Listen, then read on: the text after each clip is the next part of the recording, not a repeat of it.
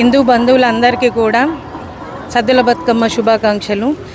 ఈ సద్దుల బతుకమ్మ అనేది 9 రోజులు జరుపుకుంటాము. తీరొక్క పూలతోటి అందరూ కూడా ఆడపడుచులు అందరూ కూడా ఏకమై ఒక చోట 4 కూడలి వద్ద ఏకమై మేమందరం కూడా ఆహ్లాదంగా ఈ పండగను జరుపుకుంటాము.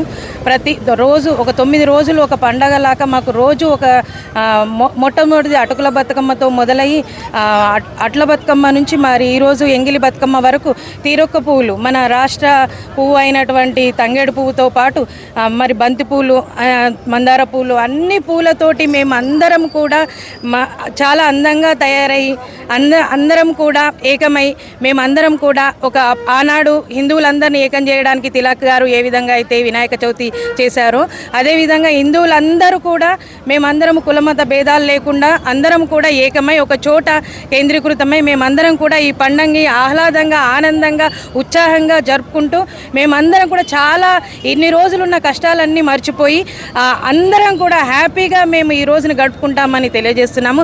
అందరికీ కూడా ధన్యవాదాలు.